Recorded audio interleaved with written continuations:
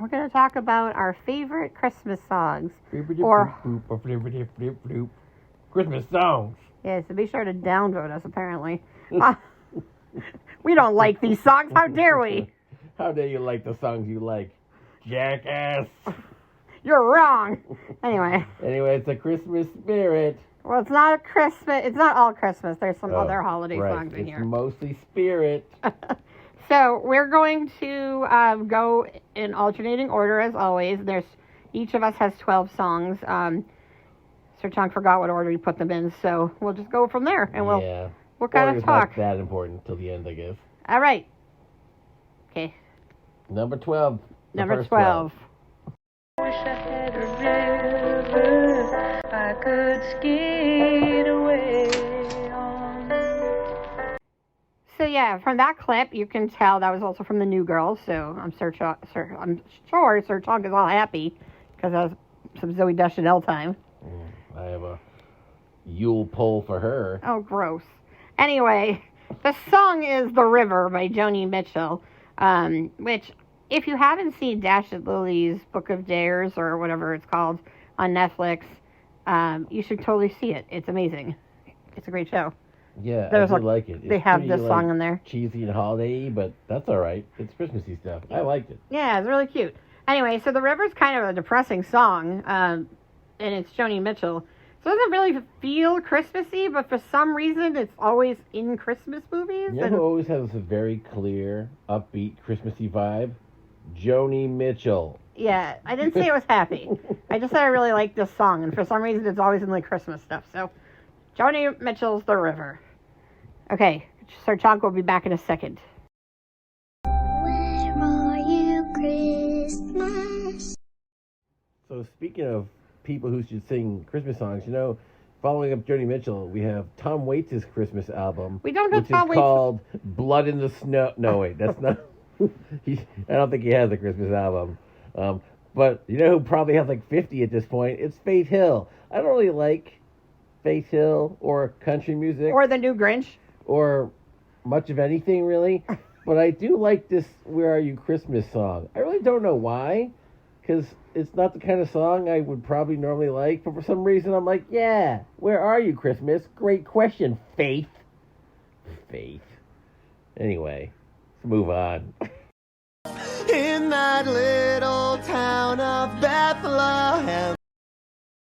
Okay, so clearly that's not the actual song. That's the Rent sort of interpretation of Little Town of Bethlehem. But a Little Town of Bethlehem, great song. And also Rent is amazing, so you get both.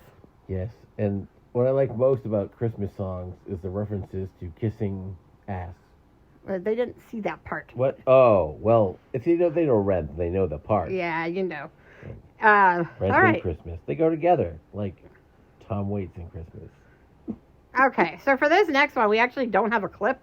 So you're going to listen to it playing for a second. So hold on. Grandma got run over by a reindeer, walking home from our house Christmas Eve. So what'd you think of that? So here's a goofy song that when I was a small human, I used to be like, ha ha, it's like a Christmas song, but it subverts my expectations of Christmas songs. And so I liked this song. I don't know that I like it a ton anymore. I mean, it's fine. It's got a certain bit of nostalgia to it. The song itself is pretty redundant. And, grandparents being assaulted by Christmas traveling Santas and friends is always makes for a nice holiday cheer. Eggnog. Yes. Do you hear what I hear? All right, so I didn't see the Bill Murray Christmas special because I'm not a huge fan of Bill Murray. I mean, he's fine. I did. I liked it. It wasn't amazing, but it was fun. Yeah, but I do like Chris Rock, and I do like Do You Hear What I Hear? Christmas Rock. Yeah. But I like Do You Hear What I Hear? You'll notice a lot of mine tend to be the churchy songs, even though I'm not a churchy person. But I just really, I like the songs. They're pretty. Honestly, they're often accompanied by either choirs or orchestral music, and they just feel very big and sweepy and impressive. So I like to hear what I hear. Not that Bill Murray and Chris Rock are orchestral and impressive, but This is also good because it's possibly a person who's suffering from some sort of cognitive dissonance, and they're questioning their grasp on reality. So they're just asking to anyone who is nearby, do you in fact hear what I hear? or do you see what I see? The Or do answer you know is what I know? No, you've gone mad. Mad, I say! All right, we don't have a clip for the next one. I couldn't find one. You know, I'm sure there's a way I could, like, find it unofficially, but I didn't want to do that. And we couldn't find it, you know, without having to essentially steal it. And I don't like to steal things from people. So Sir Chunk's going to just... Unless it's snacks from me. Yeah, that's true. But Sir Chunk's just going to tell you about the song. What we'll do is I'll link to a video of it. All right, so I don't like the 12 Days of Christmas because, I mean, does anyone? It's like... Unless you really are a big I mean, bird my fanatic. God. Yeah, if you're a junkie for Was it birds. ornithologist? Is that Yes. a... Maybe Bird ornithologist like... enthusiast. Yeah. We're doing bird songs in one of the classes lately, and it's very weird, but also kind of fun, I guess. Well, then you But have 12 anyway, Days of Christmas. This one's to 12 Pains of Christmas, which I enjoy, especially the reoccurring theme of the guy getting angrier and angrier as he tries to set up his lights. But yeah, this is just, again, I seem to like a lot of the ones for the Christmas-related things that are about, like, misery and rage, because I feel like that's the true spirit of Christmas. And this song captures that very nicely. All right. Last Christmas, I gave you my heart. Okay, so, I mean, who doesn't love Wham?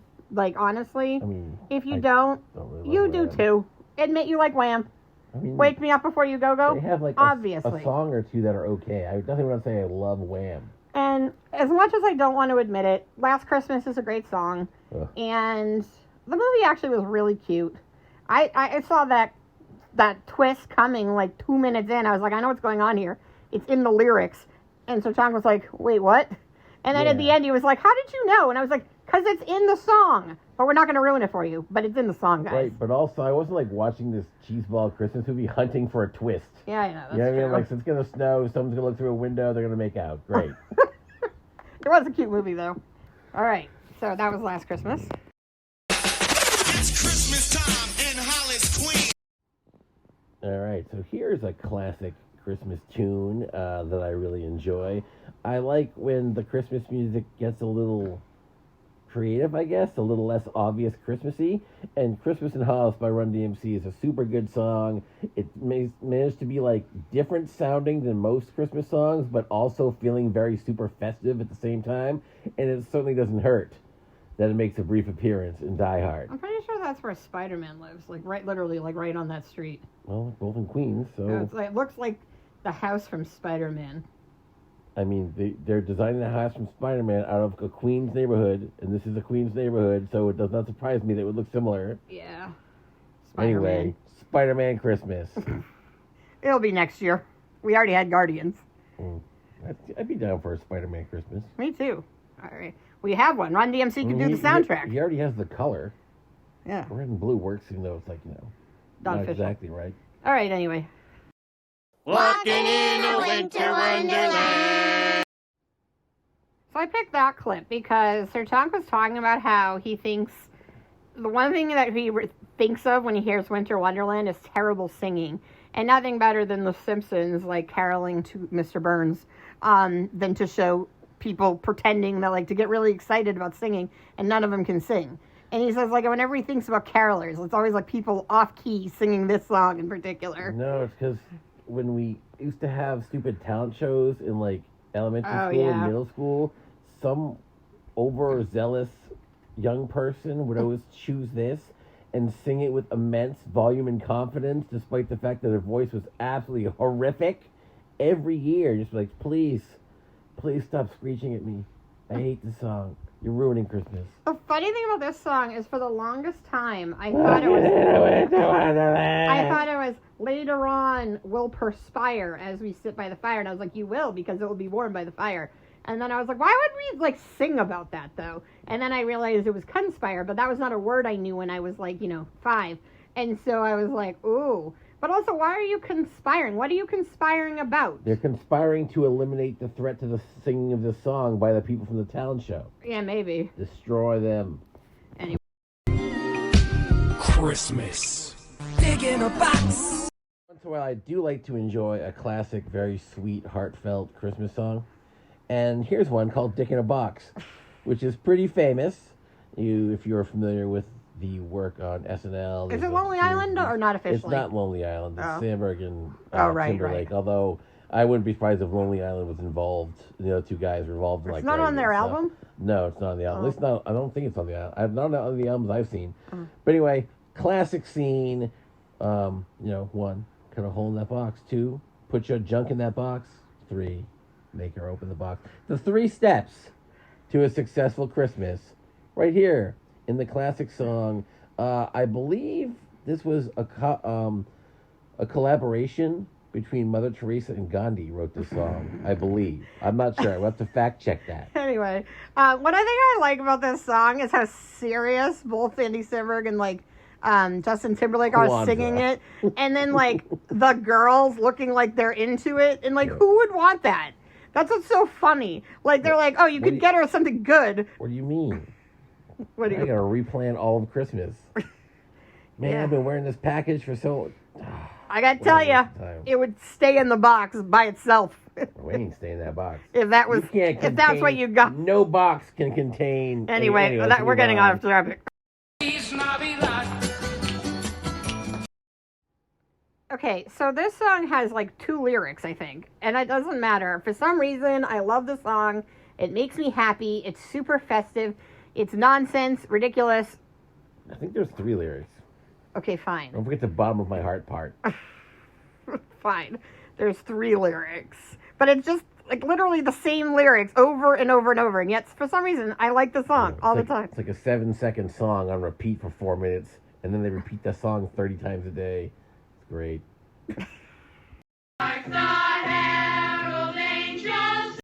Yeah, so speaking of church songs, I think some of the more religious-y Christmas songs have a kind of cool, spirity vibe to them. A lot of the lyrics are kind of weird. I'm not I'm definitely not a religious person. We're probably the least religious people around. But here we are talking about Christmas anyway. Let's get some downvotes. But I do really like Hark the Herald Angels Sing. It's got some very fun, uplifty kind of stuff. Is this where they eat at Chelsea's table? Yeah, I'm pretty Yeah. sure. So at one point, when we were younger, back in our early days of dating, I made Sir John go to midnight mass, which I must tell you, this has never happened in my life. So we're at midnight mass, and all of a sudden, in the middle of mass, the priest is like, "Excuse me," but he kept his mic on, and he went back and backstage from the church. I don't know, didn't know there was a backstage, And he threw up. and started vomiting on his mic. It was like that scene in Naked Gun where he goes to the bathroom with the mic on, but vomiting. Right, but also I've never seen a priest in the middle of a church service. So I was infecting his church. And I was like, what have you done? And I bent that candle in half without breaking That it. was a different church. We went to 2? Yeah, that was at the Unitarian, which is more our thing. Anyway, but so we went because I used to make him go on Christmas, and then he won't go anymore. And there's not a good church near us anymore anyway. So, but we were singing "Hark the Herald Angels Sing," and he turns to me and he goes, "Who the hell is Chelsea?" And I was like, "Chelsea who? What are you talking about?" They're eating at Chelsea's table. Because he heard everyone knows. "In excelsis Deo." No, it's eat at Chelsea's table. That's what it says. You can make up this Latin all you want, but we all you know take Latin? This is a big ploy for Chelsea to drum up some business for her Christmas chicken and waffle, restaurant place of waffle chicken. Yeah, something like that.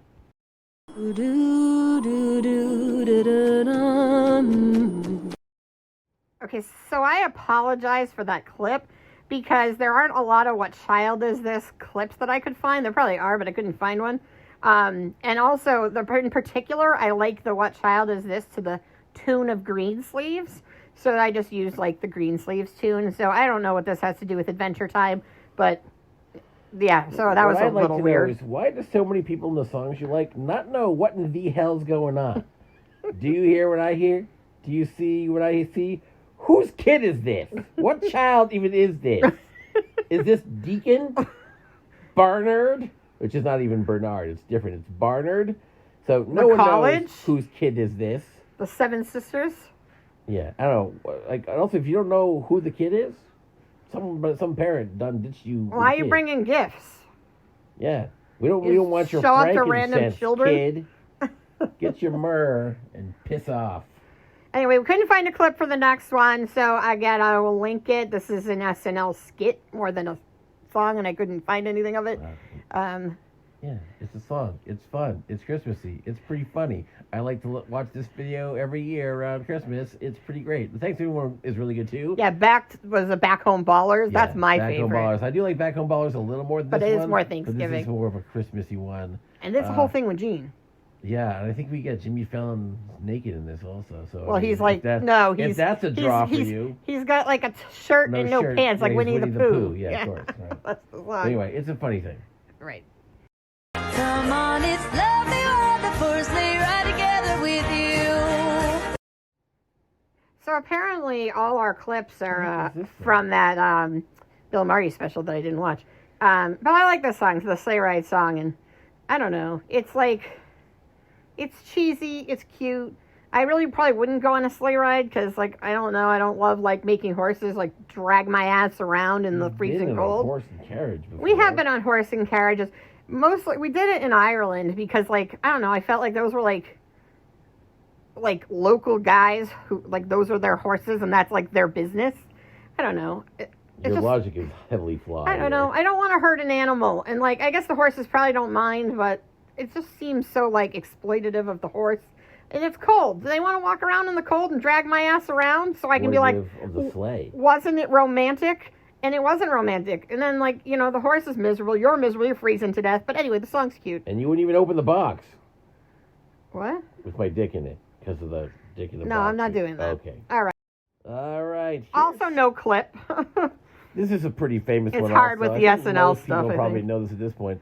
Hanukkah song. Another song I really enjoy listening to around this time of year, even though I am not Jewish at all. It's still a great song. Clever lyrics. It's got a good sort of spirity holiday vibe to it. Good times. Classic song. I'm a big fan. Christmas is all around me. Okay, so I know we talked about Love Actually in our movie list, and this song it's absurd, but it's also amazing. And the more I like watch the movie, and the more I hear the song, the more I love this song. And so, yeah. This is great. Great song. Perfect sort of for the movie, and Bill Nighy is awesome at singing it in a ridiculous fashion.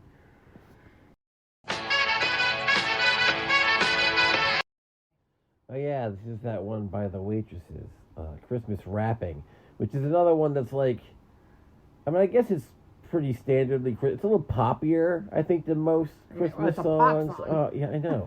And so it's kind of fun. So again, I get kind of sick of hearing the same 35 Christmas songs on a loop, and so I start, hey, this one's new-ish. Although now they play the crap out of this one Is too. that from like 1982 or something? Yeah, that's still better than like 1806 when they were writing the other ones. We're still hearing Frosty every year when that was written by like, you know, Nebuchadnezzar or something. Mary's boy child, Jesus Christ. Speaking of a little bit newer, it's still from like the 60s or 70s, but Mary's Boy Child. Now we know whose child it is. Yeah, we do. Finally. But I love this song. It's cheesy, it's 70s, it's like ridiculous. And I don't even know, there's like 5 different like musical types going on in this song. I It's don't like, know if I know this one either. I'm sure that I do. you hate this song. You always tell me you hate it, even though I a love lot it. of songs.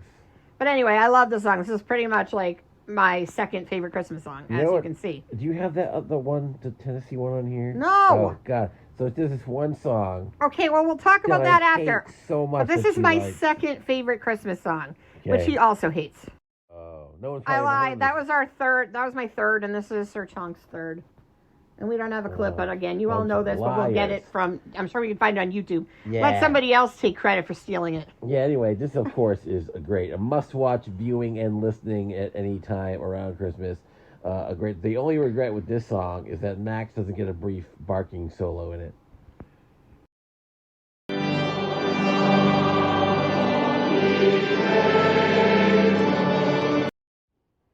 my actual number 2 song is "O Come All Ye Faithful." I love the song. It's super churchy, but I don't know. I've always loved it. It's just such a perfect Christmas song. I used to get mad. I used to be the kid who would go to church and I'd be mad because they wouldn't sing it. And I'd be like sending out requests at, Christmas at midnight mass and being like, yeah, Harold, joy. They always wanted to do Joy to the World. And I was like, no, Come All You Faithful. I'm requesting Come All You Faithful. And I'd sit through all of mass and like poke my dad and be like, make him play "Oh Come All You Faithful." And he's like, I can't control the musical choices at mass. That's one of the down parts of, like, I think most churches, they don't let you do requests. You know what I mean? Like, play Free Bird. And they're like, I don't know that on the organ. Like, why did I even pay for this? And they're like, it's free. And they're like, well, I guess you're going to have a good point there.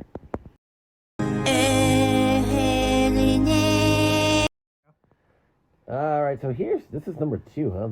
Should be not this high. Well, this is what you gave me. I don't remember even ranking these, but it's not important. So I do like this one. I mostly like the Cartman version of it. It's very good. Is that what we played? Yep. That was great. So the Cartman one is great. The song in general is pretty cool. It's sort of, if I'm going to pick a sort of traditional Christmas tune to enjoy, this is going to be the one. All right, so the next one we don't have a clip of, and again, I'll try to find a video of it. If not, I'll try to find something to link it to you, like on Spotify or something. But it's a very limited song. So one year, when I was a very small child, I don't know, 7, 8, somewhere around there, my dad's company gave him for Christmas, and I don't know, I guess we'll figure out how old I was. I can find out, what year the album came out. My dad's company Christmas bonus was to get the Amy Grant Christmas album. Everyone got it on cassette. Not the Jelly of the Month Club. No, he didn't get that. He got the Amy Grant Christmas album cassette. That was their bonus. That's agony. But, so, as a result, and the thing is, we had just gotten one of those cars that had the fancy cassette tape players in it, and we were very excited. And so, driving to my grandmother's, my grandmother lived about 40 minutes from us. And so, we didn't have a lot of other music, and that was the only Christmas album we had. So my dad was like, all right, we're going to listen to it on the way to church, on the way from church to my first grandmother's, from my first grandmother's to my second grandmother's house, and then home from my grandmother's. And then we would do it, that was on Christmas Eve. And on Christmas Day, we would listen to it on the way to my grandmother's, then on the way from that's the same grandmother, the second one. From her house to my aunt's house. The entire itinerary? No, the point being, that's a lot of Amy Grant's Christmas album. And to me, 3 minutes is a lot of Amy Grant's Christmas album. And so this is the song he hates, because her first song on the album is A Tender Tennessee Christmas. Oh, that song's so awful. And I love it because this is like just a huge part of like my childhood, so I love this album. It has Sleigh Ride on it. It has Hark the Herald Angels Sing. It has Emmanuel. So it has a lot of my favorite Christmas songs too. But my favorite is on her album. She has a song called Heirlooms. And it's about, like, how her family is the most important heirloom in her life. And then it goes on to, like, how Jesus is the most important part of her life. Yeah, by immediately usurping her family. Yeah, and that's fine and all. But, like, I was more... And later on, she's like, actually, an Xbox is the most important part of my life. It's like, Amy Grant, you have no consistency. No. Obviously, it went, like... It's, like, her family... or her, like, loved ones, I don't know, and then, of course, her precious savior or whatever. But the part with, like, her singing about, like, being at the tree and her grandparents and, like, her family and how, like, those memories and letters in the attic and stuff, even as a kid, used to make me cry, because, like, I don't know, sometimes I get really emotional about, like, I love my grandparents. My grandparents are, like, the coolest people ever. And I used to cry because when I was little, I used to be like, oh my God, what if something happens to my grandparents? Because they were like my favorite people in the world. And I was lucky. My grandfather lived until I was like, I don't know, my mid-30s. And my Grammy's still alive, being wacky as hell. I mean, literally, like, she's like the stereotype of your of a grandmother. She's got big white hair. Cooks meth. No, she doesn't. Oh. She's adorable. Cooks mac and cheese. At one point, what did she watch? What TV show or movie was it she watched? And she went to see, like, it wasn't 50 Shades of Grey, but it was basically, like, something like that. And she went to see in the theater. And then she was like, oh, I saw this movie. It was really cute except for all the porn. And it was just adorable because she was like 7 years old. But anyway, my grandparents are cute. And then I'd cry because whenever I hear that, it just makes me think of them and how, like, you know, you spend more time with your damn grandparents. And, you know, the rest of your family, but especially your grandparents because they're the best. So anyway, what do you think about my grandparents? Yeah, they're cool. Yeah. Your grandma is crazy. Although she always wants to just tell us these really long-winded stories about everybody she knows who's dead. Well, but she hasn't lately. You want to know what? So, okay, so random story for you guys. Now she's off partying at the old folks' home. Like, yeah, like a couple, like 2 years ago, I think, she got, snooker tournament. She had, like, she did surgery, and then they decided to, like, move her to, like, this, like, assisted living, and it's, like, one of those places that's, like, assisted living, but also, like, independent living, essentially, but for old people. 24/7 house party. Yeah, and she's now, like, president of, like, every committee and club.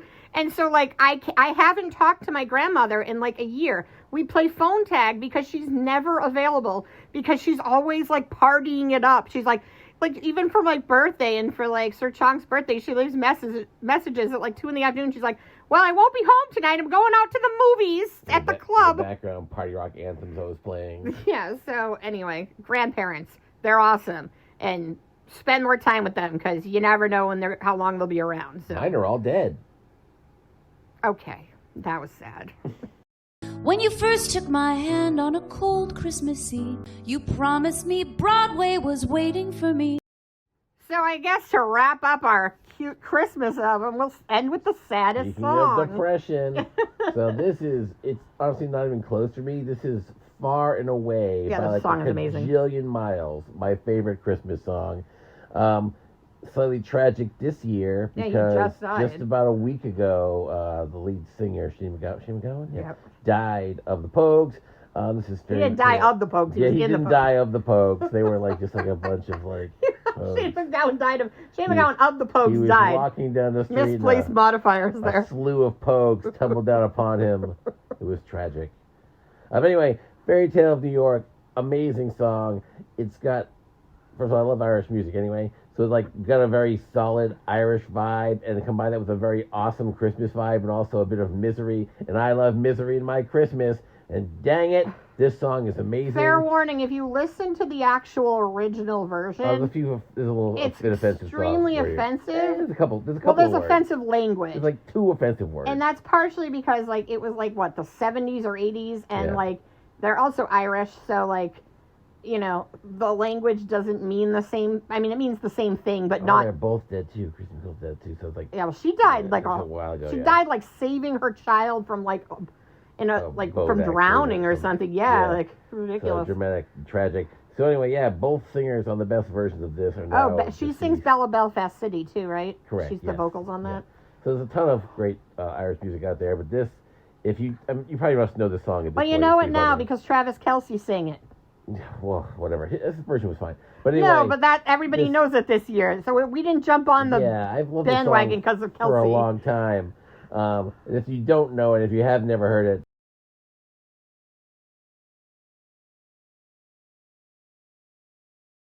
The boys of the NYPD.